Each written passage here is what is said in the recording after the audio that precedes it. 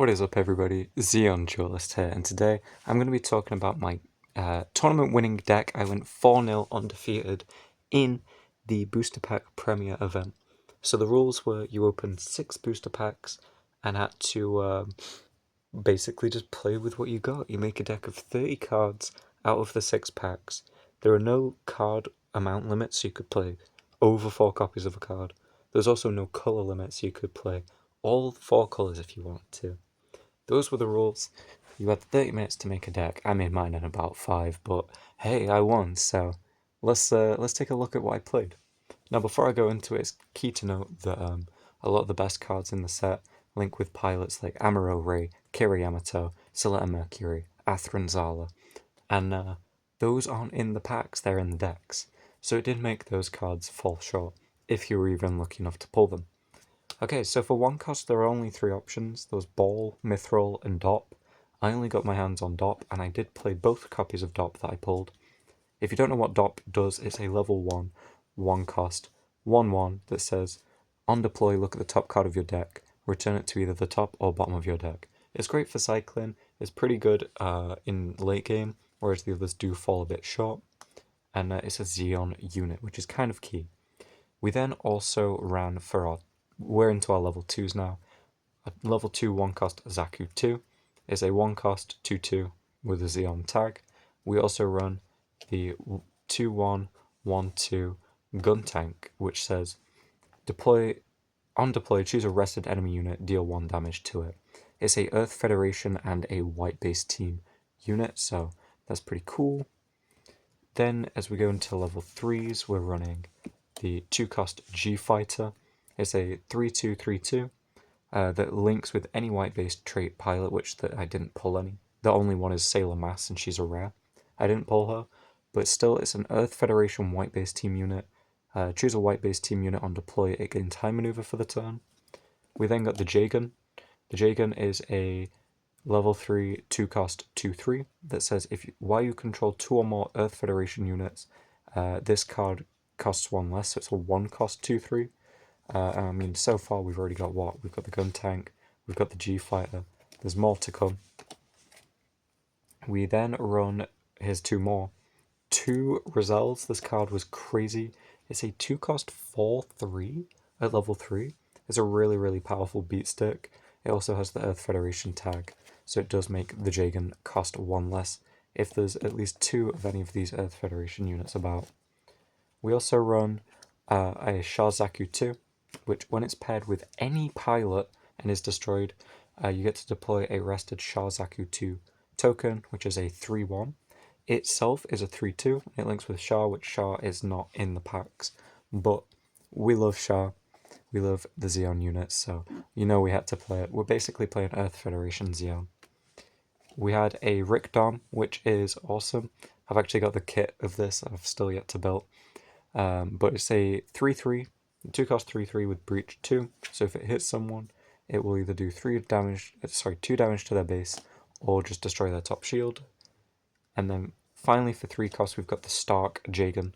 It's a 3 cost 3/3 that links with any Earth Federation pilot, and also has Repair 1. So at the end of the turn, if it's got damage on it, it can heal for 1. So that's pretty good. As we move into level 4s, we've got 1 RX-78. It links with Amuro Ray, which we can't do, but it's another Earth Federation unit. It's a 3/4, it's pretty powerful. It's also white-based team. We have the Bjarlant Custom. It is a 3/4, it's a level 4 2 cost 3/4 unit, so the same as the RX-78. It's still Earth Federation as well, but if your opponent has 4 or more enemy units in play, this gets blocker. That effect didn't come up at all. A lot of these things didn't, but we're just looking at the key tags. Like the fact that it was Earth Federation did come up to reduce the cost of Jagan, so that's peak. For our other level 4s, we've got the Gelgoog, who links with any Xeon pilot and is a 4/3. Really, really good card. We also have the Gundam Heavy Arms, which when paired with any pilot gains Breach 3 and is a 3/4. This is something that I really looked for. Things that link with either a general term of pilots, so there's a few options, or they got a during pair effect, which is just any pilot. that's really, really useful. We got the one copy of the Gian, which I was very lucky to pull as it was a rare. It has an effect on pair to destroy a level 2 or lower blocker, but I don't think there are any in the booster pack, so that effect didn't come through. But it's a 4/3, it's a Xeon, and it links with McCuve, which we did get 2 McCuves, so that's insanely peak. And then to round out our level 4s, we actually got the Legend Rare RX-78 Gundam. All of your white-based team units gain Repair 1, really good, it's a 3/3. And when paired, if you have 2 or more other units in play, draw a card. Now, this never came up. I saw it in 3 matches, and it was in my shields in 3 matches, so out of my 4 wins, I didn't see it in 1 match, and it was a shield every other match, so this didn't come into play. But every other unit so far has. For our level 5s, we've got one Shenlong Gundam, which I was very lucky to pull. It's got Breach 4, which is crazy. It links with Chang Wu Fei, and when it attacks, you can choose a level 3 or lower blocker and destroy it. Again, I don't think there were any. I think Gundam Lefrith, which was the main one, was level 4, Perfect Strike is level 5, and Freedom Gundam's level 7. I didn't see any other blockers, so that effect never came into play, but being a 4/4 Breach 4 was really, really good. And then finally for our units, we actually got a Freedom Gundam as well, which is really, really crazy. It has a lot of effects and it links with Kira, but I didn't use the effect at all. It is a blocker though. So I basically just used it as a massive blocker because I wasn't lucky enough to pull any Gundam Lefriths or Perfect Strike Gundams or any other blockers for that matter. Everyone else did pull a lot of blockers, so I did feel that, but we were playing Xeon is kind of like an anti-blocker with all the breach stuff. The Earth Federation spend cheap and powerful units, so we were playing full aggro, so I wanted to play like a white academy deck, because that stuff links so easily and there's so many academy targets, but we didn't pull enough, so I just went the complete opposite. And because everyone else seemed to be playing a lot of blockers and things, playing super defensive, my different playstyle did come through and win me all those games. For our bases, we got 2 side 7s, which is a 1 cost 4 health base. You can rest it to heal 1. I did notice most people were running the 6 health bases, whereas I was running mostly 4 health bases, but they had effects, theirs didn't. It was tough getting past those bases as well as all the blockers, but we were playing aggro and no one else was, so yeah. Also, I'd like to mention that I didn't have a single buy round, so it was 4 straight wins, and 2 of my wins were against 2nd and 3rd place, so this was against the best of the best in the tournament, so I did really, really well. Our other base is the Kusanagi. It's another 4 health base, but on deploy you can choose an enemy unit with 3 or less HP and return it to their hand, so it's a bounce effect. And finally, this came up a lot, the Zanzibar, a 2 cost 5 health base, but if you deploy the base on your turn, you can deploy a Xeon that is level 4 or lower from your hand. That's why we run so many Xeons. Well, that and another reason, which is McCuve. But, you know, we've got what? We've got the Gian that we can bring in. We've got the Rick Dom. Oh, there's the Gelgoog as well. We've got the Rick Dom. We've got the Shah Zaku. We've got the Zaku 2. And, of course, the 2 Dops that we can get for free. 0 cost off of that Zanzibar base. So that's really, really cool. For pilots, we're running 4 pilots. We've got one Ride, which is the Earth Federation pilot. If it has repair, it gives it another +1, so it becomes a +2/+1 for a unit with repair. So that actually links, and this play did come up once. It links the Stark Jagan. It makes it a 5/4 with repair 1, which is really good. I did also just use it as a pilot, a 1 cost 1/1 pilot a couple times. We then ran one Chang Wu Fei, which could link our Shenlong. I actually managed to do that as well once, which was really nice. During your turn, if this unit has breach, it can't receive battle damage from an enemy unit with 3 or less AP. So that's really good. It's a +2/+1 for 1 cost as well, which is really nice, getting that +2 on a start. That goes with Shenlong Gundam, but it's also pretty good with the Rick Dom. I wasn't actually fortunate enough to pull any common Shenlong Gundams, but I did get the rare one. But this is another breach unit, so it keeps them safe and super strong. And then finally for our pilots, we got 2 McCuves. which this is the star of the show. It's a one-cost pilot, which if it's linked to any Xeon unit, it gives it Breach 1. I actually won a match by giving a DOP a Breach 1 to hit a unit, breach a shield. It was a 2-2 that had breach 1, and then I could finish them off with the other DOP, which was great.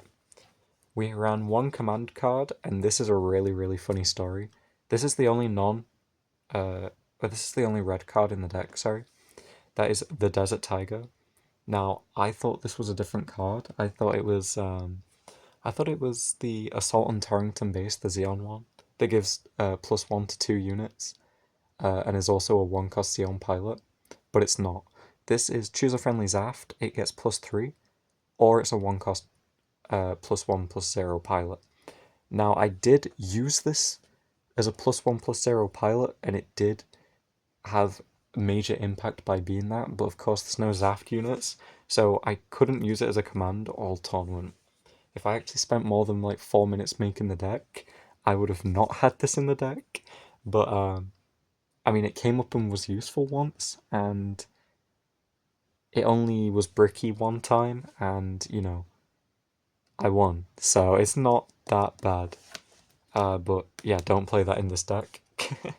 And then to round it out, we had one Intercept Orders and one Witch and the Bride. This I never saw, or I saw it once, but like I'd already won. I was just swinging for game. This saved me in a round. So if they have like 3 units that are going to swing at you, you can rest 2 of them basically, which is really, really nice.